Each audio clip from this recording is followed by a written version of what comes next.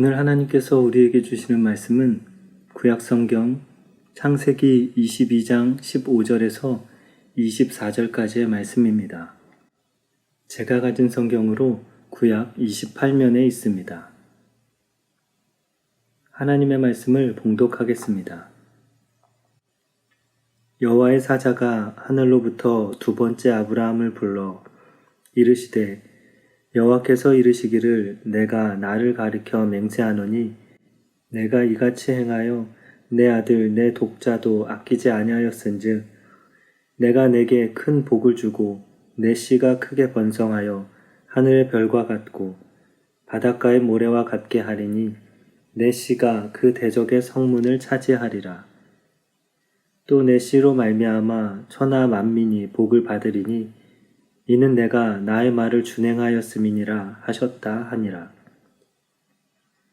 이에 아브라함이 그의 종들에게로 돌아가서 함께 떠나 브엘세바에 이르러 거주하였더라.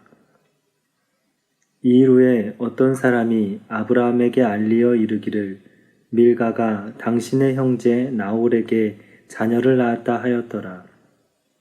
그의 맏아들은 우스요, 우스의 형제는 부스와 아람의 아버지 그무엘과 게셋과 하소와 빌다스와 이들랍과 부두엘이라. 이 8사람은 아브라함의 형제 나홀의 아내 밀가의 소생이며 부두엘은 리브가를 낳았고 나홀의 첩 루마라 하는 자도 데바와 가함과 다하스와 마아가를 낳았더라. 아멘. 오늘 함께 나눌 말씀의 제목은 약속 너머에 계신 하나님입니다. 결혼 후 첫 아이를 만나기까지 약 4년 정도의 시간이 걸린 것 같습니다. 결혼을 하면 당연히 하나님께서 아이를 주실 거라 생각했지만 생각과는 달랐습니다. 처음 1년, 2년은 그럴 수 있겠다 생각하며 지나갔던 것 같습니다. 하지만 3년과 4년 차가 되니 걱정이 되기 시작했습니다.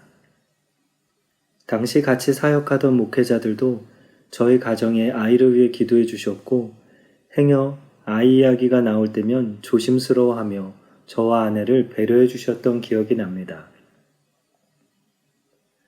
아이에 관한 고민이 깊어질 무렵 하나님께서는 무엇을 원하실까 질문해 보게 되었습니다. 어쩌면 하나님은 아이의 문제보다 이 상황을 놓고 하나님과 함께 대화하길 원하신다고 생각하게 되었습니다. 아이에 관해 이전보다 더 깊이 하나님께 간구하게 되었고 금요 기도회 중 하나님은 제 마음에 걱정하지 마, 내가 아이를 줄 거야 란 말씀을 남겨주셨습니다. 하나님이 주셨던 말씀은 시간이 지나도 선명해졌고 제 마음에는 약속에 관한 확신이 들었습니다. 하지만 계속 시간은 흘렀고 언제 이 약속이 이루어질지 알지 못했습니다. 그리고 반년쯤 지나 4년째가 되던 해에 첫 아이 구별이를 만날 수 있게 되었습니다. 아이에 관해 기도하는 시간을 통해 약속보다 그 약속을 이루실 하나님을 믿는 시간이 되었던 것 같습니다. 또한 그 약속이 이루어지기까지 걸린 시간들은 하나님을 믿고 아는 지혜를 배우는 시간이라 생각하게 되었습니다. 오늘 본문 속에도 오랜 시간 약속을 기다렸던 사람이 있습니다. 바로 아브라함입니다. 그는 100세의 아들을 낳을 것이란 하나님의 약속을 믿고 기다려왔습니다.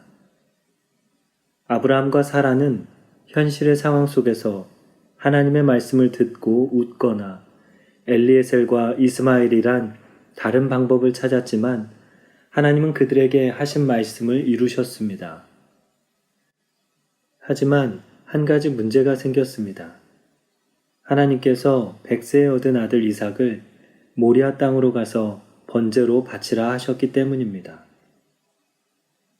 아브라함에게 이삭은 하나뿐인 혈육이며 오랜 시간 기다려왔던 자녀입니다.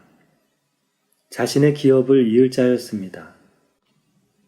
뿐만 아니라 아브라함에게 이삭은 하나님 약속이 형상화된 결과이며 하나님 약속의 증거로 이해될 수 있습니다. 하지만 이삭을 번제로 바치란 하나님의 말씀은 하나님 스스로 그 약속을 깨뜨리는 것이며 처음으로 돌아가는 것과 같은 명령이었습니다.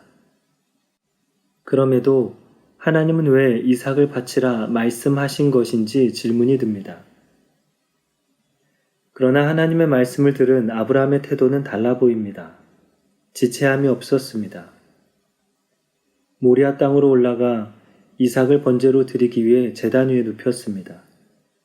그리고 칼을 들고 그 아들을 잡으려는 순간까지 이르렀습니다. 하나님은 이런 아브라함의 모습을 보며 내가 이제야 하나님을 경외하는 줄 아노라 말씀하시며 여호와 이래 하나님께서 그의 모든 것을 준비하신다는 것을 배우게 하셨습니다. 하나님은 다시 아브라함을 부르셨습니다. 그리고 하나님은 아브라함이 말씀을 다 준행하였으므로 맹세하여 아브라함과 맺은 자손, 승리와 천하 만민이 복을 받는다는 언약을 재확인해 주셨습니다. 성경은 이 말씀을 들은 아브라함이 종들과 함께 브엘세바에 거주하였다고 말합니다. 오늘 본문을 통해 우리는 약속과 약속 너머에 계신 하나님에 관해 그리고 그 약속을 어떻게 이루시는지도 함께 살펴보고자 합니다. 하나님은 이삭을 번제로 바치라 말씀하시며 아브라함과 맺은 언약을 스스로 깨뜨리고자 하셨습니다. 이삭은 하나님께서 아브라함을 갈대아인의 우르에서 부르실 때부터 말씀하셨던 약속의 결과였습니다. 자녀에 관한 복은 하나님께서 아브라함과 약속을 확인하실 때마다 언급되었던 내용입니다. 그럼에도 하나님께서 이 약속을 깨뜨리시는 이유는 무엇일까요? 하나님은 아브라함이 이삭을 온전히 번제로 바치는 순간이 돼서야 아브라함이 하나님을 경외하는 줄 아신다고 말씀하셨습니다. 결국 이삭 번제의 목적은 번제 자체에 있지 않고 아브라함이 하나님을 믿는지에 관한 시험이었음을 알 수 있습니다. 이는 이삭이란 하나님이 주실 복과 언약 자체만을 믿는 사람은 결코 할 수 없는 일이었을 것입니다. 따라서 하나님께서 이삭을 번제로 바치라는 시험을 통해 원하신 것은 약속 자체가 아닌 약속을 주신 하나님에 대한 신뢰와 믿음에 있다는 것을 알 수 있습니다. 하나님의 약속을 다시 듣게 된 아브라함은 이삭과 함께 종들에게로 돌아가 브엘세바에 머물게 되었습니다. 브엘세바는 블레셋 사람의 땅으로 아비멜렉과 맺은 언약의 장소인 동시에 영원하신 여호와 이름을 불렀던 장소이기도 합니다. 성경은 19절에서 아브라함이 브엘세바에 거주하였다는 것을 기록하므로 하나님의 말씀에 준행하며 하나님의 약속의 때를 기다리는 아브라함의 모습을 생각해 보게 합니다. 히브리서 11장 17절에서 19절의 말씀입니다. 아브라함은 시험을 받을 때에 믿음으로 이삭을 드렸으니 그는 약속들을 받은 자로 돼 그 외아들을 드렸느니라. 그에게 이미 말씀하시기를 내 자손이라 칭할 자는 이삭으로 말미암음이라 하셨으니 그가 하나님이 능히 이삭을 죽은 자 가운데서 다시 살리실 줄로 생각한지라. 아멘. 오늘을 사는 우리의 모습은 어떻습니까? 하나님 자체보다 하나님이 주시는 복과 약속만을 쫓고 있진 않습니까? 구원의 길에 있어서는 예수 그리스도가 유일하다 말하지만 구원의 종착지는 건강과 출세, 근심의 해결 등 다원론을 말하고 있진 않은지 돌아보아야 할 것입니다. 이삭의 번제는 구원에 관한 약속이 오직 유일하신 하나님께 있다는 것을 보여주는 것입니다. 그리고 그 기다림의 시간은 하나님을 아는 지혜와 지식을 얻는 배움의 시간인 것입니다. 하나님은 사랑하는 여러분이 보이는 것과 하나님이 주시는 약속과 축복 자체가 아닌 이 모든 것을 주시는 하나님을 신뢰하길 원하십니다. 그렇다면 하나님은 누구십니까? 하나님은 아브라함을 부르시듯 우리를 부르시는 분이십니다. 하나님은 아브라함에게 복을 주셨듯 우리에게 복을 주시는 분이십니다. 하나님이 아브라함을 축복의 통로로 부르신 것처럼 하나님은 오늘 우리를 부르셔서 천하 만민이 하나님을 보고 아는 복을 나눠주시고자 하시는 분입니다. 이런 하나님을 바르게 알 때 약속 자체가 아닌 약속 너머에 계신 하나님을 신뢰할 수 있음을 기억하게 될 것입니다.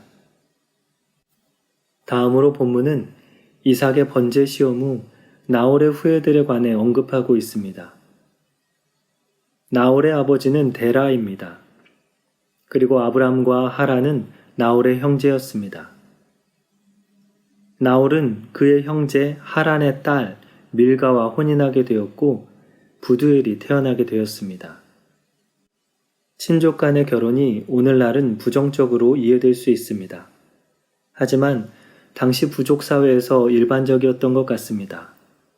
왜냐하면 사람과 가축은 그 부족을 유지하고 지키는 힘이며 자원이었기 때문입니다. 부두엘이란 이름의 뜻은 하나님의 사람, 하나님께 속한 자, 하나님이 거하시는 자를 의미합니다. 이는 그가 이방 땅에 거주했지만 하나님을 경외하던 인물임을 알 수 있게 합니다. 나홀의 족보는 다른 특징도 보여줍니다. 부두엘의 족보를 통해 훗날 이삭의 아내가 될 리브가가 태어났다는 것과 오늘 본문은 언급하지 않지만 창세기 28장에서 부두엘의 아들인 라반의 두 딸 라헬과 레아가 야곱의 아내가 되었다는 것입니다. 이는 자손을 번성하게 하신다는 약속이 하나님께 속한 사람들을 통해 이루어지고 있다는 것을 보게 합니다. 뿐만 아니라 본문에 언급된 나홀의 아들 12명 중 하나님께서 사용하신 이가 부두엘 뿐이라는 것을 통해 모두가 하나님께 쓰임받을 수는 없다는 것을 보게 합니다. 오늘을 사는 우리의 모습은 어떻습니까? 이방 땅에 살지만 하나님께 속했던 부두엘이 하나님의 약속을 이루는 통로가 된 것처럼 하나님은 사랑하는 여러분이 하나님의 뜻을 이루는 통로가 되길 원하십니다. 이를 위해 우리 역시 부두엘과 같이 세상 속에서 살아가나 세상과는 구별된 분명한 삶의 기준과 태도가 필요할 것입니다. 약속 자체보다 약속 너머에 계신 하나님을 보는 우리가 되길 소망합니다. 약속을 기다리는 시간은 하나님을 믿는 지혜와 지식을 배우는 과정이 됩니다. 약속 너머에 계신 하나님을 진실히 믿고 세상 속에서 우리가 주님께 속한 자임을 기억하며 하나님의 뜻을 이루는 통로가 되는 우리가 되어야 할 것입니다. 기도하겠습니다. 하나님 아버지 감사합니다. 오늘도 우리를 부르시고 약속의 말씀을 주시는 하나님을 신뢰합니다. 하나님께서 우리에게 주시는 건강과 물질, 환경과 상황이 아닌 그 너머에 계신 하나님을 신뢰하는 법을 배우게 하여 주시옵소서. 무엇보다 그 약속의 시간을 기다리는 동안 흔들림이 없게 하시며 주님을 아는 지혜와 지식을 배우는 시간이 되게 하여 주시옵소서. 하나님, 간절히 삶의 문제와 상황을 놓고 기도하는 성도들이 있습니다. 부디 하나님께서 이들의 기도를 기억하여 주시고 하나님께 속한 자들을 통해 약속을 이루어 주시옵소서. 오늘 하루 하나님이 우리에게 주신 약속을 믿고 사는 모든 곳이 영원하신 하나님의 이름을 부르는 브엘세바가 되기를 소망합니다. 감사드리며 예수님의 이름으로 기도합니다.